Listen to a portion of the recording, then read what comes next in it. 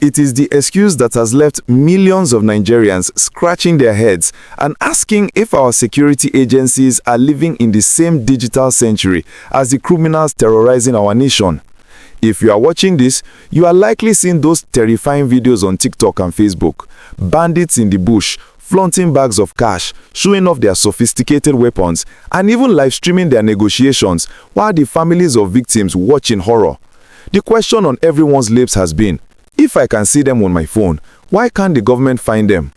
Well, the presidency has finally given an answer, and it is a revelation that exposes a massive, gaping hole in our national security architecture. The headline is trending, and it is disturbing why we can't track terrorists showing off ransom on TikTok, Facebook. We are broadcasting this special deep dive analysis today to unpack the shocking explanation provided by Bwala, the special advisor to the president on policy communication. We are going to look at the Starlink factor, the foreign network loophole, and why the government claims that the technology we celebrated as a breakthrough for internet access has become the ultimate weapon in the hands of kidnappers. We are also going to contrast this technical blindness with the government's recent success in uncovering terror financiers, asking the hard question: are we winning the war on paper but losing it on the digital battlefield? Let's get straight to the gist of this technological nightmare. Bwala appeared on Nigeria Info FM and Channels Television this week to address the growing public outrage over the visibility of terrorists on social media. Nigerians are angry. They see bandits posting content with the confidence of influencers, yet the security agencies seem helpless to pinpoint their location. Bwala's explanation was simple but terrifying. The terrorists have gone off the grade of Nigerian regulation. He revealed that while the government can easily track anyone using local networks like MTN, Glo, or Airtel because their data, phone numbers, and IP addresses are registered within the national system NIN-SIM linkage, the bandits have migrated to Starlink and internet services from neighboring countries. This is the technical trap. Starlink, the satellite internet service owned by Elon Musk, operates by beaming signals directly from space to a user terminal. It does not rely on the cell towers that the Nigerian security agencies can triangulate. Bwala explained that because these criminals are using satellite technology or roaming on networks from Niger, Chad, and Cameroon, their digital footprint falls outside the immediate regulatory reach of the Nigerian Communications Commission, NCC. They are physically in the Nigerian bush, but digitally they are ghosts floating in international waters. When a bandit uploads a video to TikTok using Starlink, his IP address does not scream Zamfara Forest. It might just show up as a generic satellite connection that is encrypted and incredibly difficult to geolocate in real time, without the direct cooperation of the service provider.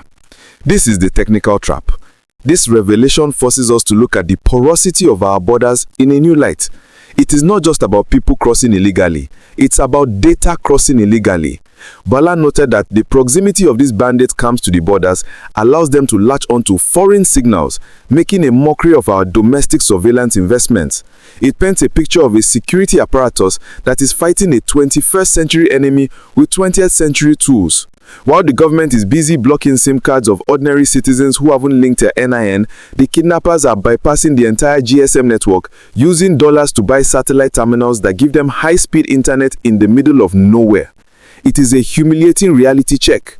But a deeper layer to this story makes the inability to track even more frustrating.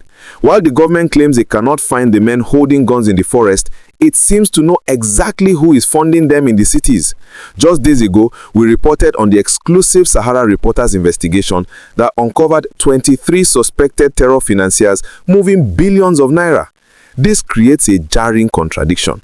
How can we trace the movement of 54 billion naira through the banking system, identify the businessmen in Kano and Zaria who are wiring money to arms dealers, and yet we cannot find the location of a man live streaming on Facebook for 30 minutes? It feeds the public perception that the government picks and chooses which intelligence to act on. If you can follow the money, surely you can follow the data trail of the people spending that money on Starlink subscriptions. The psychological impact of these ransom flaunting videos cannot be understated. When a terrorist goes on TikTok to show off the millions he collected from a grieving family, he is doing more than just bragging. He is advertising, he is recruiting, he is telling every unemployed youth in the region that crime pays and the state is powerless to stop it.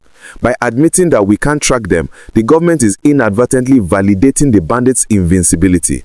It sends a message of helplessness to the victims. Bwala tried to temper this by reiterating the government's zero-tolerance policy on ransom payments, insisting that the federal government does not negotiate with terrorists. But for the family whose daughter is in that video, policy means nothing. They will pay anything to save her, and the bandits know that as long as they stay on Starlink, they are one step ahead of the DSS and the police. This situation also brings up the issue of big tech responsibility. Platforms like TikTok and Meta, which is Facebook, are quick to ban accounts for copyright infringement or hate speech. Yet terrorist content often stays up long enough to go viral.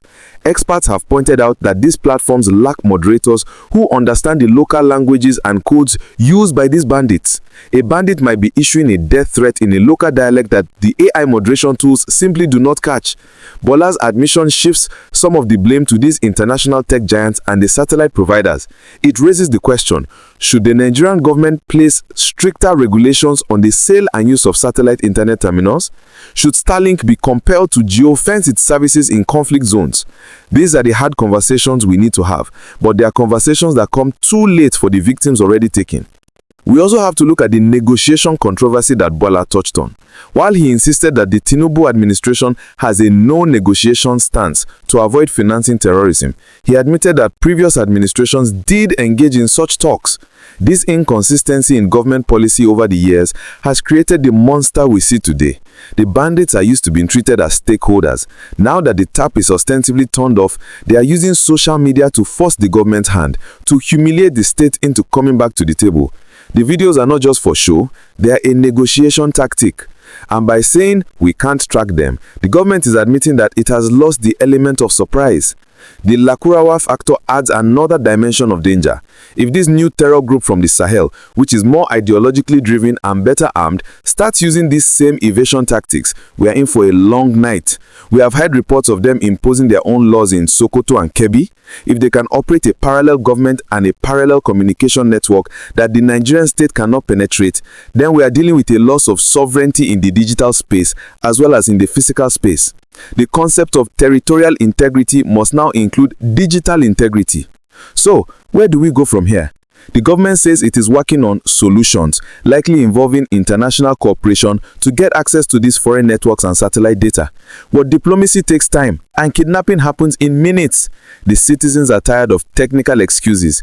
They want to know why a country that boasts of being the giant of Africa cannot fly a drone over a forest and spot a group of men who are broadcasting their location to the world, even if that signal is bouncing off a satellite. This revelation is a wake-up call. It tells us that the enemy has evolved. They are not just ragtag criminals, they are tech-savvy operators who have identified the blind spots in our security grid and are exploiting them with ruthless efficiency. The government must step up. We need to see the national security emergency translate into technological superiority.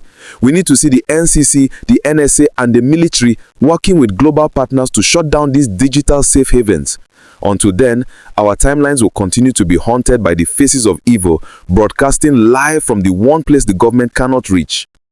If you found this breakdown of the technological gap in our war against terror insightful, and you want to stay informed about the reality of our national security, please take a moment to smash that like button and subscribe to the channel. We will keep asking the hard questions until the answers make sense. What do you think? Is the Starlink excuse valid, or is it just another sign of intelligence failure? And should the government ban satellite internet in conflict zones to stop these broadcasts? Let me know your thoughts in the comments.